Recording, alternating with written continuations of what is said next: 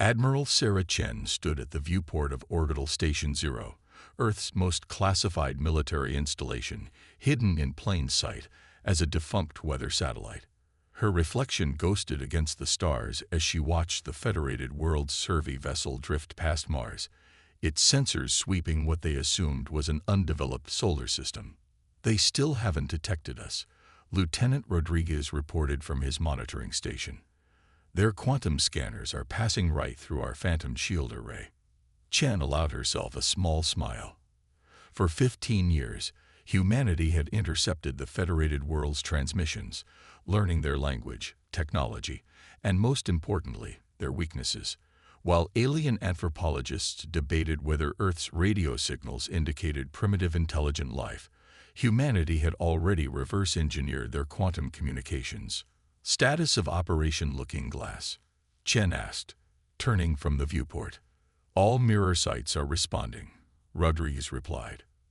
"When they scan Earth, they'll see exactly what we want them to see: late 20th century technology, scattered military forces, and plenty of internal conflicts."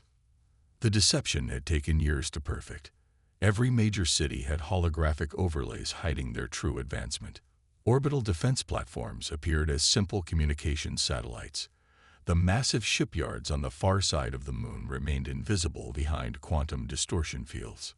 Deep beneath the Pacific Ocean, in what officially appeared as an abandoned oil platform, Dr. Maya Patel supervised humanity's greatest technological achievement: the Prometheus Array, a quantum supercomputer that had helped humanity leap centuries ahead in development.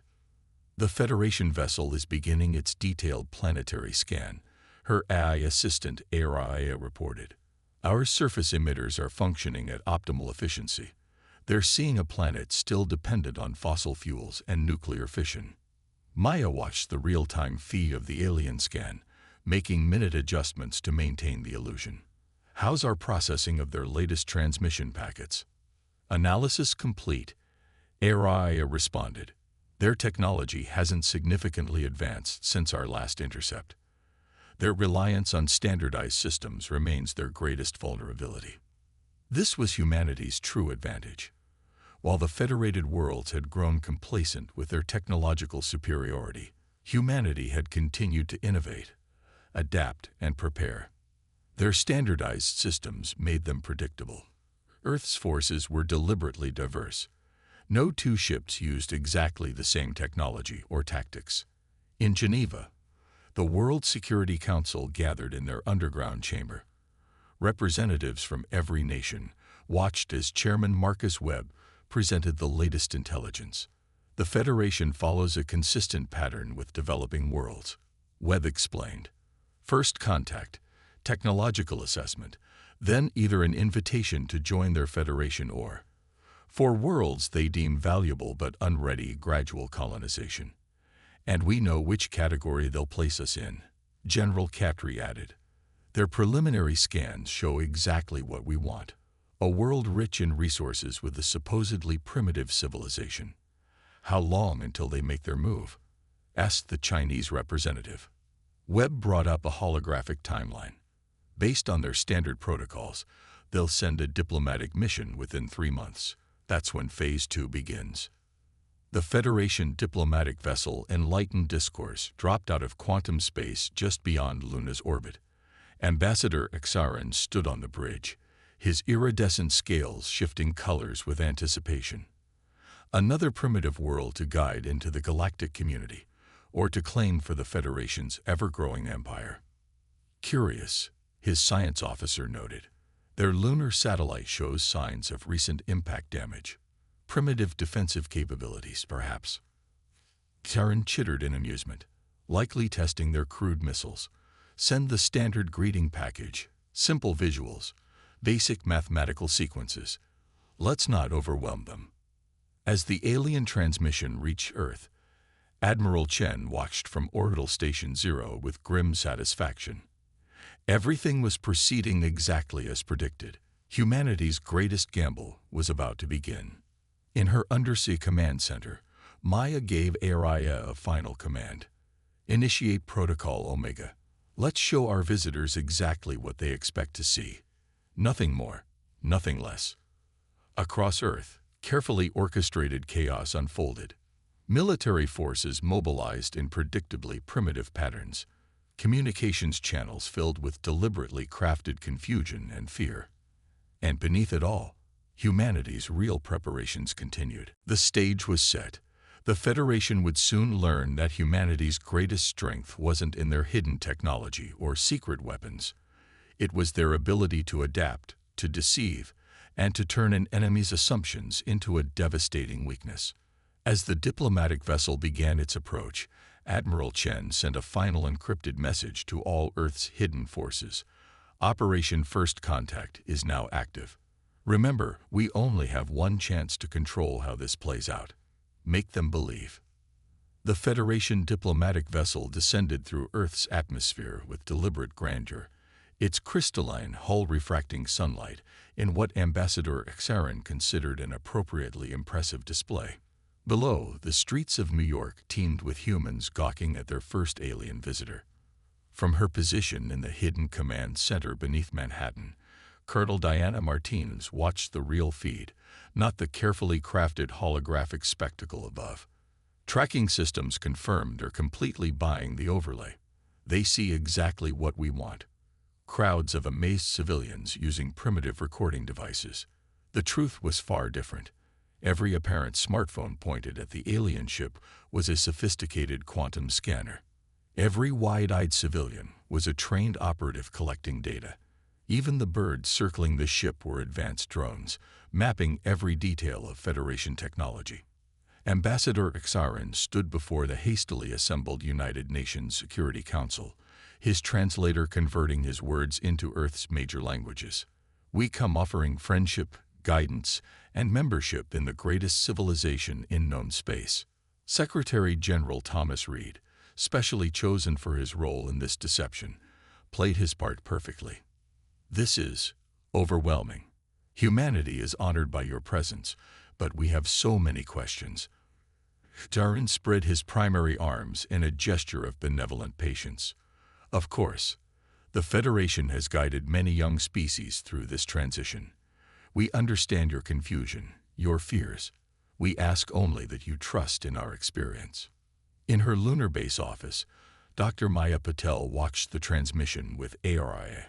They're following the script perfectly, the AI noted. Behavioral analysis matches historical Federation first contact protocols with a 99.7% correlation. Maya nodded, reviewing data from the quantum scanners disguised as primitive cameras. Their ship's technology is exactly what we expected. No surprises, no advances we haven't already accounted for. She opened a secure channel to Admiral Chen. Phase 2 is ready whenever you give the word. The Federation's diplomatic mission proceeded exactly as humanity had predicted. They offered glimpses of advanced technology, promised medical breakthroughs, and hinted at the wonders of interstellar travel, all while their scans probed Earth's defenses, resources, and infrastructure.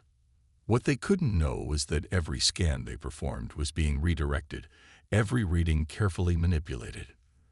The Federation saw ancient nuclear reactors, while quantum fusion plants powered cities underground. They detected primitive satellite networks, while Earth's real communication system used technology even they hadn't mastered. 2 weeks into the diplomatic mission, Xarin made his first report to the Federation Council. The humans are precisely what we expected, eager, primitive, and sitting on a wealth of untapped resources. Their technology is centuries behind ours. Their military capabilities are negligible. The Council's response was immediate. Proceed with standard integration protocols. If they resist, implement territorial acquisition procedures. On Earth, humanity's leaders gathered in their real command center, deep within Mount Cheyenne. Admiral Chen presented the intercepted transmission. They've made their decision, just as every simulation predicted. Then it's time, Secretary General Reed said, dropping his facade of wide-eyed innocence. Initiate Phase 2. Across the solar system, humanity's hidden fleet began to move. Ships emerged from quantum shadows in the Kuiper Belt. Stealth platforms activated in the asteroid belt. On Mars, massive hangar doors opened in what the Federation had dismissed as natural canyons. In her lunar facility, Maya gave Araya a final command: execute protocol revelation. Ambassador Ixarin was preparing his next diplomatic presentation when Earth's holographic camouflage began to fail, exactly as planned. His sensors suddenly detected energy signatures that shouldn't exist, technology that couldn't be possible. Impossible, he whispered, watching as the primitive city before him seemed to shimmer and transform. The humble United Nations building revealed itself as an advanced command center, the sky filled with ships that had been invisible moments before. Admiral Chen's voice echoed through every Federation communication channel, speaking perfect High Federation. Ambassador Ixarin, we accept your offer of friendship, but as equals, not as primitives to be guided or conquered. The Federation's standard protocols end here. The Federation diplomatic vessel found itself surrounded by human ships that hadn't existed moments before. Each vessel was unique, representing a different combination of Earth innovation and reversed engineered Federation technology. In orbit, the Federation's hidden observation ships suddenly discovered they were the ones being observed. Human vessels decloaked around them, their weapons already locked on. This is impossible, Ixarin repeated, his scales shifting to fear purple. You're supposed to be primitive. Your technology is what we wanted you to see, Secretary General Reed finished. Humanity has had 15 years to prepare for this moment. We learned from you, studied you, and yes, improved upon your technology while you thought we were still discovering basic spaceflight. The greatest deception in human history was ending exactly as planned. Now came the moment of truth. Would the Federation accept Earth as an equal, or would they make the mistake of viewing this revelation as a challenge? In her lunar base, Maya watched the Federation vessel's power signatures spike. They're charging weapons, Araya reported. Maya smiled grimly. They're reacting exactly as predicted. Send the signal. It's time to show them what humanity's hidden fleet can really do. The real first contact war was about to begin, and humanity had just played its opening move. The Federation's response was swift and predictable. Within 72 hours, their main battle fleet emerged from quantum space at the edge of the solar system, 500 warships strong, led by High Admiral Vexthor himself. They expected to find a panicked Earth scrambling to mount a defense. Instead, they found silence. No ships detected, reported Vexthor's sensor officer. No defensive platforms. No movement at all. Impossible, Vexthor growled. Our diplomatic vessel reported significant military assets. Where are they hiding? The answer came not in ships or weapons, but in a transmission. A simple text message in perfect Federation standard. Look up. Above the Federation fleet, space itself seemed to ripple. The vast array of quantum mirrors humanity had spent a decade placing throughout the solar system deactivated simultaneously. Hundreds of human vessels appeared, their positions carefully planned over years of simulation. Admiral Chen stood on the bridge of the ESS Prometheus, humanity's first true battleship. All ships, execute Operation Checkmate. Show them what we've learned. The battle that followed defied every principle of Federation military doctrine. Each human ship employed different tactics, different technologies, different weapons. Some used reversed engineered Federation tech, others purely human innovations, and most used combinations no Federation tactician had ever imagined. The ESS Copernicus launched swarms of microsatellites that attached to Federation shields, creating localized quantum disruptions. The ESS Newton fired gravitational lenses that bent space itself, turning the Federation's own weapons against them. The ESS Hawking simply disappeared, reappearing inside Federation formations to wreak havoc before vanishing again. In her lunar command center, Maya worked with ARIA to coordinate humanity's quantum networks. They're trying to adapt, the AI reported. But their standardized systems are working against them. They can't modify their tactics fast enough. That's always been their weakness, Maya replied. They reached a level of technology they thought was perfect and stopped innovating. We never will. On the Federation flagship, High Admiral Vex Thor watched in horror as his perfect formation collapsed. How are they doing this? Their tactics make no sense. Each ship fights differently. His tactical officer's response was cut short as a new threat emerged. What the Federation had dismissed as debris in the asteroid belt revealed themselves as automated defense platforms. Suddenly, the Federation fleet found itself caught in a massive crossfire. "Sir," his communications officer called out, "we're receiving thousands of transmissions from the asteroids themselves. Throughout the belt, thousands of quantum processors activated. Humanity had seeded them there years ago, each one running a different combat eye. Now they joined the battle, overwhelming Federation communications with conflicting signals, false targets, and tactical chaos." Admiral Chen watched from the Prometheus as the Federation fleet split into smaller groups, trying to deal with multiple threats simultaneously, exactly as planned. "Execute Phase 2, she ordered. "Let's show them what happens when you underestimate humanity." From Mars, a new wave of ships launched.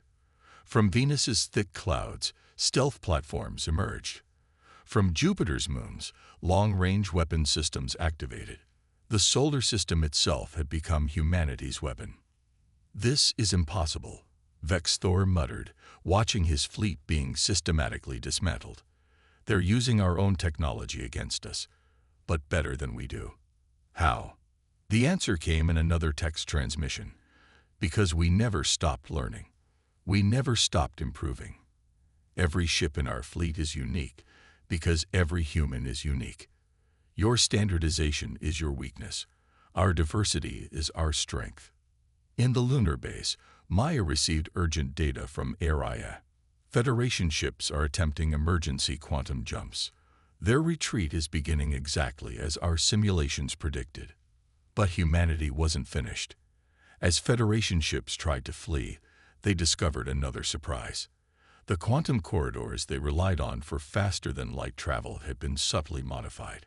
Human scientists had spent years studying Federation quantum drive signatures, learning how to disrupt them. "Send the final message," Admiral Chen ordered. On every Federation channel, in every Federation language, Earth's message played. "You came expecting to find primitives. You found equals instead. Remember this lesson. Humanity does not submit. We adapt. We improve. We overcome. The choice is yours. Return in peace or don't return at all." As the surviving Federation ships limped away through disrupted quantum space, humanity's leaders gathered in the Lunar Command Center. The battle was won, but they knew this was just the beginning. "They'll be back," Secretary General Reed said, watching the retreat on the main display. "With a bigger fleet, new tactics, better technology." Admiral Chen smiled. "Good, because we're just getting started. Every piece of data from this battle is already being analyzed. Every tactic they used is being studied. By the time they return, we'll have counters for their counters." In her quantum lab, Maya was already working with ARIA on improvements to their systems. The Federation made one fundamental mistake, she told her AI partner. They thought technology was about reaching perfection. We know it's about endless evolution. The battle for Sol was over. Humanity's first interstellar war had ended not with their submission, but with the Federation's retreat. But more importantly, it had proven what humanity had always believed. Their greatest strength wasn't their weapons or their technology. It was their ability to adapt, to innovate, and to turn apparent weakness into unprecedented strength. 6 months after the Battle of Sol, Earth had changed. The facade of a primitive world was gone, replaced by the reality of a civilization that had leapfrogged centuries of development. But humanity wasn't celebrating. They were preparing. In the depths of the Mariana complex, Dr. Maya Patel stood before a holographic display showing the captured Federation technology from the battle. "Every defeat is an opportunity," she addressed the gathered scientists. "We didn't just drive them back. We gained invaluable data about their systems, their tactics, and their limitations. AI's quantum processors hummed as they analyzed battle footage. Federation ships showed a 47% decrease in combat effectiveness when faced with unexpected tactics. Their standardized responses became predictable. The real work had begun immediately after the battle. Every piece of debris, every damaged ship, every scrap of Federation technology was studied, improved upon, and integrated into humanity's defense systems. But they didn't just copy, they innovated. Admiral Chen toured the lunar shipyards, where new vessels were under construction. Unlike Federation ships, each one was unique. The ESS Einstein combined quantum tunneling with human-developed phase technology. The ESS Tesla incorporated electromagnetic weapons that could adapt to enemy shield frequencies in real time. No two ships will fight the same way, Chen explained to the UN Defense Council. The Federation's greatest weakness is their predictability. Our greatest strength is that they'll never know what to expect. In orbit around Jupiter, the first of humanity's new defense platforms came online. These weren't simple weapon stations. They were adaptive systems that could reconfigure themselves based on the threat. Federation sensors would see different signatures every time they scanned. They're coming back, Secretary General Reed announced during an emergency session. Our deep space arrays have detected quantum disturbances. The Federation is assembling their entire fleet. But Earth had changed more than just its military technology. The unity forced by external threat had led to unprecedented cooperation. National borders still existed, but humanity had evolved beyond their old divisions. Every scientific breakthrough was shared. Every advancement contributed to the common defense. Midas Quantum Lab had made perhaps the most significant breakthrough. "We've cracked their quantum communication encryption," she reported. "The Federation's preparing a fleet 3 times larger than before." But that's not the interesting part. She brought up intercepted transmissions. They're scared, not just of our technology, but of how quickly we adapted. They've spent thousands of years perfecting their systems, and we improved upon them in months. The Federation Council's debates echoed through Earth's quantum receivers. These humans, they're unlike anything we've encountered. They don't follow normal technological progression. They don't respect the proper order of development. Admiral Chen couldn't help but smile at their confusion. They still don't understand. There is no proper order to progress. Innovation doesn't follow a straight line. Humanity's preparations took on new urgency. The asteroid belt became a web of quantum sensors and adaptive defense platforms. The gas giants' moons housed automated factories that could reconfigure their production based on battle damage reports. Even Earth's oceans concealed networks of quantum computers running combat simulations. But the greatest changes were philosophical. The Federation's rigid hierarchy and standardization had stagnated their development. Humanity embraced chaos, encouraged variation, celebrated the unexpected. They think technology is about reaching perfection, Maya explained to her team. We know it's about endless adaptation. Every solution creates new problems, and every problem drives new innovations. The quantum alerts came 3 months later. The Federation fleet had arrived, over 1,500 ships strong. But this time, they didn't find a hidden force waiting in ambush. They found humanity ready, visible, and utterly transformed. Earth's ships didn't hide behind quantum mirrors. They didn't need to. Each vessel was a unique combination of human innovation and adapted Federation technology. The asteroid belt bristled with defense platforms that changed configuration even as Federation sensors scanned them. "They've adapted," the Federation High Admiral reported nervously. "But how they've adapted, it makes no sense. Each ship is different. Each weapon is unique. There's no standardization, no proper order to their defenses." The response came from every human ship simultaneously, a message that embodied humanity's fundamental nature. You're right. There is no standard. There is no proper order. There is only adaptation, innovation, and evolution. Your perfection is static. Our imperfection is ever-changing. As the massive Federation fleet faced Earth's transformed defenses, the true difference between the two civilizations became clear. One had sought perfection and found stagnation. The other had embraced chaos and found unlimited potential. Maya watched from her quantum lab as humanity prepared for its second interstellar battle. They still think this is about technology, she told ARIA. They haven't realized it's about mindset. They'd reached for perfection. We reach for possibility. The Federation fleet hung at the edge of the solar system, facing a civilization that had turned their own technology against them and improved upon it in ways they had never imagined. The battle that would follow would determine more than just the fate of Earth.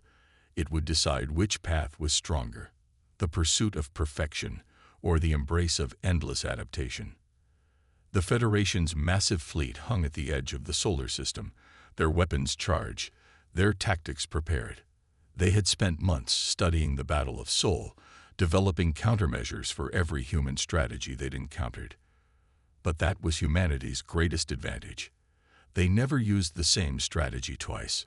All ships, execute Protocol Omega, Admiral Chen commanded from the bridge of the ESS Prometheus.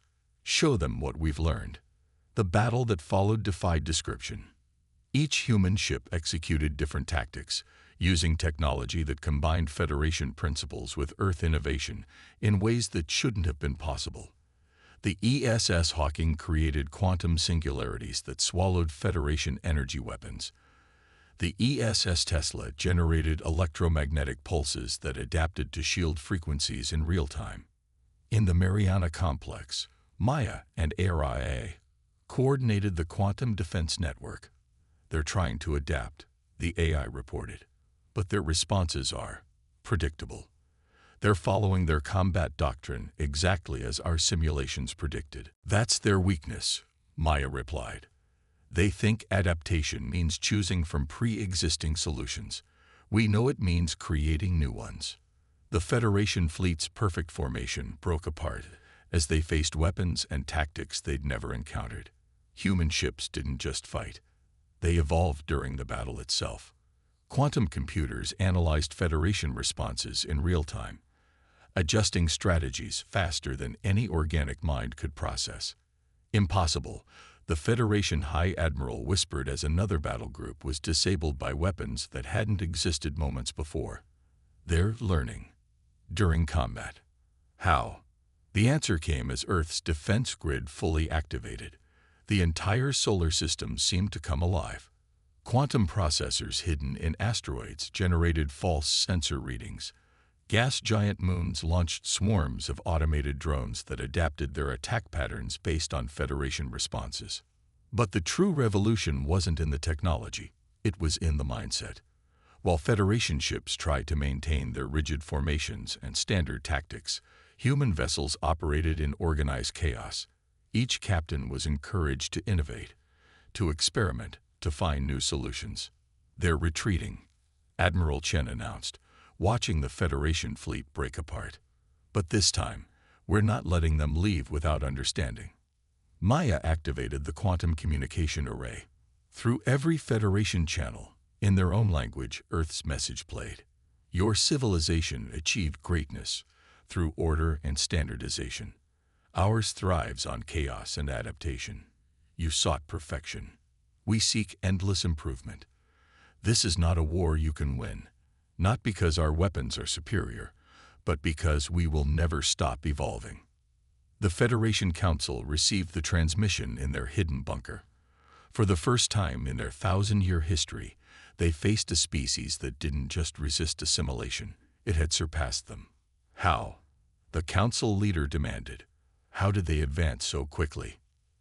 The answer came in another transmission, this one from Dr. Maya Patel. Because you taught us something valuable. We learned from your technology, your tactics, your successes, and your failures. Every civilization that joined your Federation accepted your standards, your limitations. We chose a different path. As the Federation fleet retreated through quantum space, humanity didn't celebrate. Instead, they began analyzing the battle, learning from every engagement, preparing for whatever came next. "They'll be back," Secretary General Reed said during the Emergency Council meeting. "Not to conquer this time, but because they have to understand." Admiral Chen nodded. "And we'll be ready. Not with the same weapons or tactics, but with new ones. Because that's what humanity does. We adapt, we innovate, we evolve." In her quantum lab, Maya worked with ARIA on analyzing the battle data. The Federation achieved amazing things, she told her AI partner. But they stopped. They thought they'd reached the peak of development. "And humans?" Araya asked. Maya smiled. "We know there is no peak. Every answer leads to new questions. Every solution creates new challenges. That's not our weakness. It's our strength." The battle for Sol had become more than just a military victory. It had proven a fundamental truth about humanity.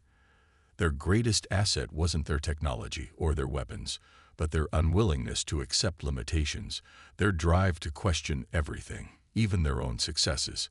As Earth's ships returned to their bases, as the defense grid reconfigured itself, as scientists began developing new innovations based on the battle data, humanity looked to the stars with new understanding. They had faced their first interstellar war and emerged not just victorious, but transformed. The Federation had sought to find another primitive species to guide or conquer. Instead, they had discovered something unprecedented, a civilization that turned adaptation itself into an art form, that saw change not as a disruption to be managed, but as an opportunity to be embraced. In the end, the greatest victory wasn't the battles won or the enemies driven back. It was the confirmation of humanity's most fundamental characteristic, the ability to face the unknown not with fear or rigid protocols, but with endless curiosity and relentless innovation. The stars awaited, and humanity was ready not just to explore them, but to continue their endless evolution, one adaptation at a time.